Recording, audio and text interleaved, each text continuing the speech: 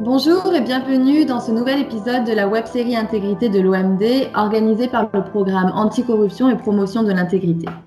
Cette semaine, nous nous concentrerons sur les outils et instruments liés à l'intégrité de l'OMD.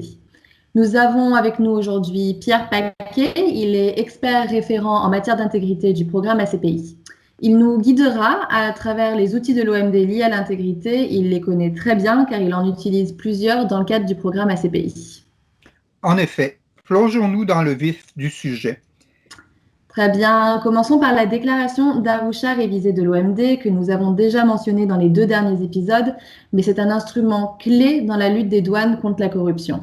Oui, en effet, la déclaration d'Arusha révisée est l'instrument principal en ce qui concerne les douanes et l'intégrité.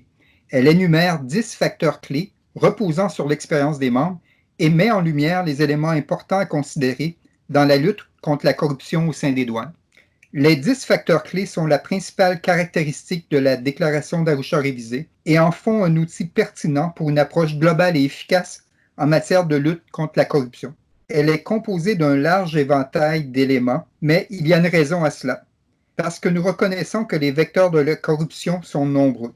Afin de lutter contre la corruption, nous devons changer le contexte afin de réduire ou limiter les incitations à la corruption et promouvoir les comportements empreints d'intégrité. Et nous devons donc aborder la question sous plusieurs angles. Il est particulièrement important de noter que la déclaration d'Arusha révisée se concentre sur la corruption dans les opérations et l'administration douanière, ce qui offre un contexte très singulier. Nous savons aussi que les douanes opèrent dans un environnement beaucoup plus large, mais l'intention de la déclaration d'Arusha révisée se veut pratique et se concentre sur ce qui relève du domaine d'action de l'administrateur ou de l'administratrice en chef des douanes. La déclaration d'Arusha révisée est en lien étroit avec la Convention des Nations unies contre la corruption, en particulier avec son article 5 qui souligne l'importance d'une approche de mise en œuvre de politiques et pratiques de lutte contre la corruption, et ce, comme vous le verrez dans un prochain épisode. Maintenant, en passant à d'autres outils, vous verrez qu'ils sont tous étroitement liés à la déclaration d'Arusha révisée. Le guide pour le développement de l'éthique est l'outil principal sur lequel les membres peuvent s'appuyer pour la mise en œuvre de la déclaration d'Arusha révisée, plus particulièrement afin d'implémenter des actions ou des mesures pour lutter contre la corruption et promouvoir l'intégrité. Le guide pour le développement de l'éthique fournit des informations détaillées sur les 10 facteurs clés, y compris des listes de contrôle permettant de mener un état des lieux en matière d'intégrité. Enfin, il prodigue des conseils sur la planification des actions. C'est un outil permettant d'encadrer une réflexion afin de faire le point sur la manière dont l'administration peut changer le contexte autour de ces facteurs. Mais par-dessus tout, le guide permet d'identifier et de mettre en œuvre des actions et des mesures menant à des résultats probants et de s'inspirer de bonnes pratiques de l'OMD en matière d'intégrité. Le code de conduite est un autre facteur clé de la déclaration d'Arusha révisée. Le modèle de code d'éthique et de conduite est un outil particulier visant à créer une norme de comportement afin que les fonctionnaires des douanes sachent clairement ce que l'on attend d'eux et quelles sont les conséquences liées à la non-observation des règles. À l'intérieur de ce code se trouvent différents éléments et idées pouvant être considérés dans la rédaction d'un tel code. En revanche, le code de conduite adopté par les administrations ne doit pas être le résultat d'un travail de copier-coller, mais plutôt un cadre de normes adapté.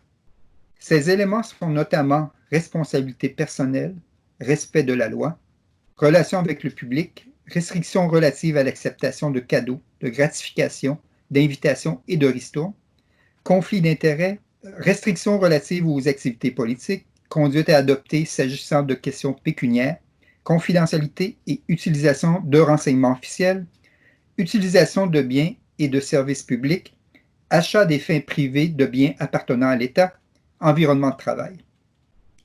Certes, il pourrait y en avoir plus, mais ce sont ceux qui sont identifiés comme les éléments les plus critiques à considérer. Pour en revenir à la déclaration d'Arusha révisée, il convient de noter qu'elle n'est pas un document légalement contraignant, mais comme je le disais, elle est liée à un autre document qui, lui, est contraignant, c'est-à-dire la Convention des Nations unies contre la corruption. Celle-ci stipule qu'un code de conduite est nécessaire dans une institution publique. On parle ici de l'article 8.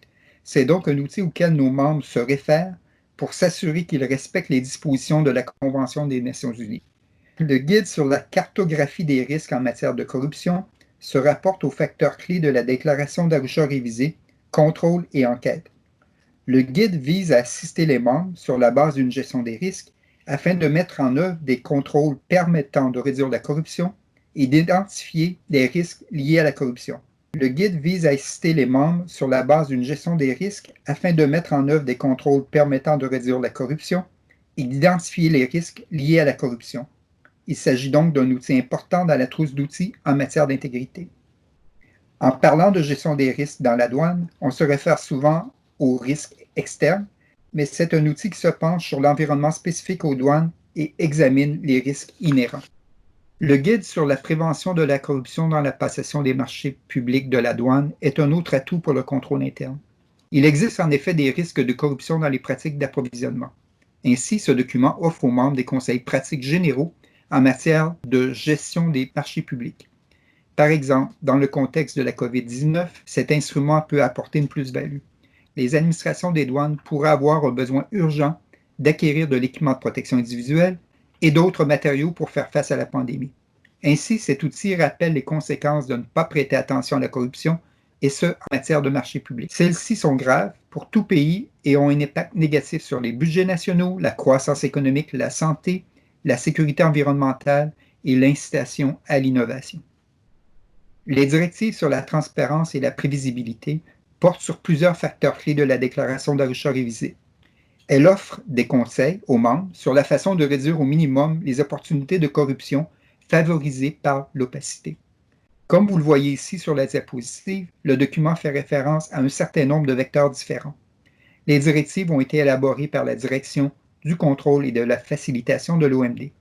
Ceci parce que les normes en ce qui concerne la transparence et la prévisibilité au sein de l'OMD sont contenues dans la Convention de Kyoto révisée et que ces directives sont liées à d'autres références utiles que l'OMD a développées en dehors du portefeuille intégrité. Tout cela renforce le message selon lequel l'intégrité est un élément transversal pour tous les domaines et programmes de l'OMD. Merci Pierre. Vous avez énuméré ici un certain nombre d'outils et d'instruments de l'OMD liés à l'intégrité et je voudrais souligner que tous ceux-ci peuvent être retrouvés en ligne sur le site web de l'OMD. Je vous laisse maintenant passer en revue quelques outils de l'OMD qui n'ont pas été développés dans le cadre du portefeuille intégrité mais qui sont toujours très pertinents pour le sujet. L'OMD dispose aussi d'outils pour soutenir la gestion des ressources humaines, ce qui représente tout un programme en soi. La gestion des ressources humaines est en effet un facteur clé de la déclaration d'Arusha révisée. Les administrations qui cherchent à réformer ce secteur peuvent bénéficier d'outils et de directives de l'OMD sur ce sujet. Cela fait partie du dossier sur le développement organisationnel. Le premier, l'outil de diagnostic, permet d'une manière holistique l'examen des pratiques en matière de ressources humaines fondé sur les bonnes pratiques internationales et l'utilisation d'un modèle de maturité. Cela permet d'orienter les efforts sur des secteurs méritant une attention particulière. Nous avons également d'autres outils portant sur le recrutement ainsi que la formation et le développement des connaissances. Ce dossier vise à soutenir les membres dans la consolidation des compétences et assurer que les fonctionnaires des douanes sont confiants dans la qualité de leurs prestations et appliqueront les règles conformément. Le programme de leadership et de perfectionnement du personnel d'encadrement apporte son soutien aux facteurs clés conduite et engagement des responsables de la déclaration d'Arusha révisée. Il s'adresse à la haute direction en se concentrant sur les comportements, attitudes et valeurs d'un dirigeant et sur la façon dont ceux-ci peuvent améliorer leur compréhension des autres et influencer positivement les équipes. Il s'agit surtout de montrer l'exemple. Ce programme insiste aussi sur l'importance, pour les dirigeants, de bien apprécier les comportements éthiques. D'autres sujets touchent à la gestion du changement, les communications stratégiques, la gestion des personnes, la création d'une vision et le développement et la transformation de l'organisation. Nous ne pouvons pas assez souligner l'importance de l'action collective. L'intégrité ne peut être renforcée sans impliquer plusieurs acteurs. L'OMD encourage la mise en œuvre de diverses normes et initiatives, mobilisant de multiples parties prenantes. Souvent, les administrations éprouvent des difficultés à rapprocher la culture douanière d'une part et la culture du secteur privé de l'autre. Et donc, le renforcement d'une collaboration positive et constructive avec les secteurs privés peut représenter un défi. Mais nous prenons appui sur la prémisse selon laquelle les douanes et les opérateurs économiques doivent, dans un intérêt mutuel, travailler de concert. Car les problèmes ne se produisent pas et ne se règlent pas en silo. Les groupes de travail de l'OMD, tels que le sous-comité informatique, travaillent constamment à soutenir les membres en matière d'automatisation. Encore une fois, l'automatisation n'est pas une solution miracle. Ces outils que vous voyez ici sur la diapositive mettent en évidence l'éthique du point de vue de l'automatisation douanière. Mais nous devons rester prudents afin de ne pas créer de nouveaux problèmes ou échappatoires. Merci pour tout cela, Pierre. Très brièvement maintenant, ce serait formidable si vous pouviez nous en dire un peu plus sur ce que font les membres de l'OMD dans le domaine de l'intégrité. Bien sûr, nous avons d'abord créé la compilation de pratiques en matière d'intégrité des membres de l'OMD, dans le but de recueillir toute cette richesse d'expériences partagée dans le bulletin d'information sur l'éthique de l'OMD. La compilation est donc un outil pratique apportant un soutien utile. Le document contient 62 exemples de bonnes pratiques liés à chacun des 10 facteurs clés de la déclaration d'Arusha révisée. Cela sert donc d'inspiration aux membres cherchant à mettre en œuvre de nouvelles mesures pour lutter contre la corruption. Le recueil de bonnes pratiques en matière d'éthique dans le domaine du contrôle interne et de la relation avec les services de contrôle externe, c'est-à-dire l'expérience des membres de l'OMD, est le résultat d'une enquête auprès des membres sur les manières dont ils avaient mis en place des mesures reliées aux facteurs clés contrôle et enquête. L'enquête a porté sur 3 domaines, notamment la gouvernance du contrôle interne, les aspects opérationnels et la relation avec les contrôles externes. Ce que nous voulons dire, c'est que le contrôle interne a un lien fort avec les affaires internes, les organes de vérification interne. Le contrôle externe, d'une part, est lié à la façon dont la collaboration s'opère avec les agences externes d'application de la loi, le système judiciaire et les organismes externes de lutte contre la corruption. Cet outil devient donc une ressource utile pour ceux qui souhaitent réformer leur contrôle interne. Eh bien, merci Pierre. C'était une présentation assez exhaustive, mais c'est ce qu'il faut pour montrer la richesse de l'OMD en matière d'intégrité et aussi pour démontrer que l'éthique est un enjeu transversal. J'encourage notre public à jeter un œil à ces instruments sur le site web de l'OMD. Pierre, je vous remercie à nouveau et j'espère vous retrouver tous dans le prochain épisode.